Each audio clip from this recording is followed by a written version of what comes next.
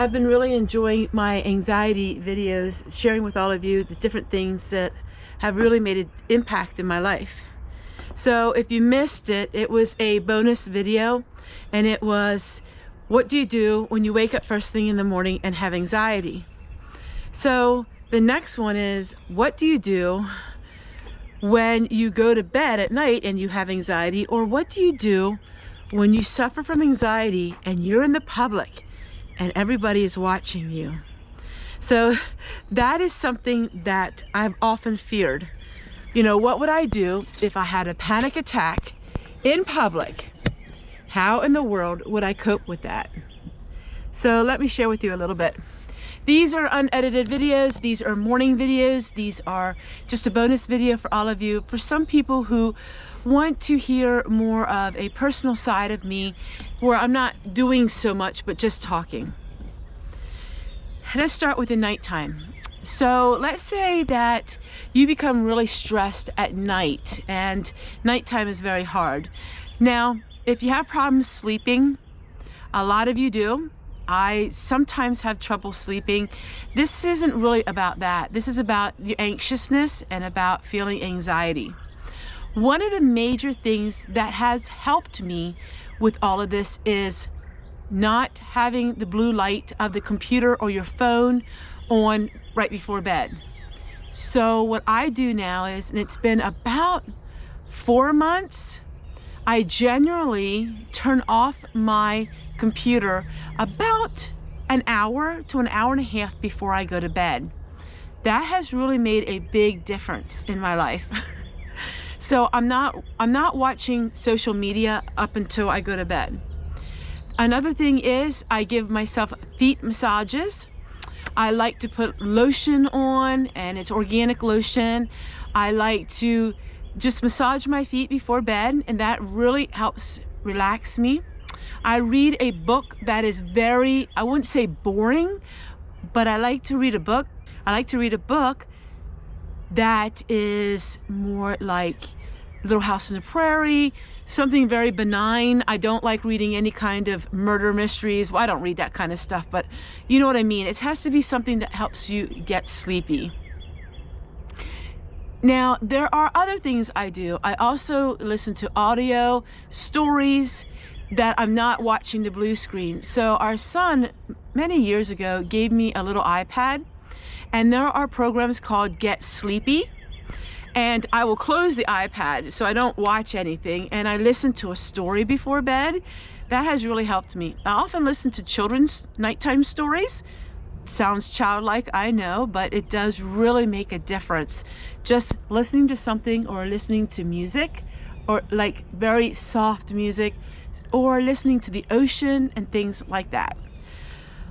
I tend to try to write things down before bed. So if I know the next day I have a busy day, I will write things down the night before in the chronological order of how I need to get it done. Just like today. Last night, I set my clothing out, what I want to wear this morning. Last night, I wrote down in order from eating breakfast to everything. I put that in order as to how I am going to conduct my day. So another thing that I like to do is set out my meals the day before, like what I want to cook that day. Here's the scenario. You're gone out to eat with some friends, and all of a sudden, and you're like, why is my heart doing this? This is for people who only have, for anxiety, okay? This is if you know you have anxiety disorder. So I am not talking about anybody who has any other conditions. There's a lot of us who have been cleared by the doctor, okay? We don't have any heart conditions, but we have anxiety disorder. This video is for you when it comes to when I talk about the heart. I am not a doctor or a nurse, so I can't say what your heart is doing, okay? This is just for those of you who are like me and have anxiety disorder. So your heart's starting to beat a little bit. One thing is, you don't want to go to your emotions. So you don't want your emotions to play tricks on you. You need to start thinking of other things and start thinking of other, don't let the symptoms control you. And so you set your eyes on something else, you set your thoughts on something else, because it's not what the anxiety symptoms are doing, it's what your mind is saying to you when you feel them. Another thing is just try to relax. So here's the trick that I learned. If you're sitting at a table, I tap my knee. I take my right hand, tap my left knee. Right, left. Always the opposite, right, left, and tap it. Nobody knows you're tapping your knee, and that makes a huge difference. Also, you can tap your fingers, right to left, left to right. You want the two different sides of your body to interact at the same time. It sounds silly, I know, but it does really work. All of these things can make a huge difference if you learn to self-soothe. And by self-soothing, that means finding ways that you can use to change your perspective and change when symptoms come your way. Humming is a really good one because you have a vagus nerve. So your vagus nerve runs the whole way down your neck into your stomach. It is the biggest nerve in your body.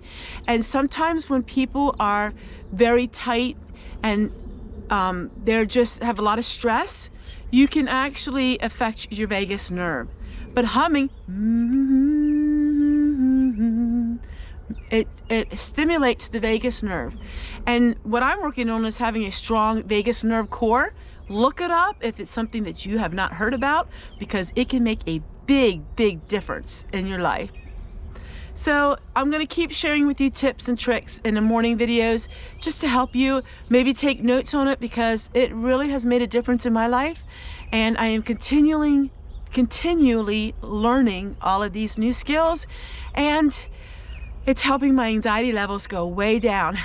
One thing is, it's mind control.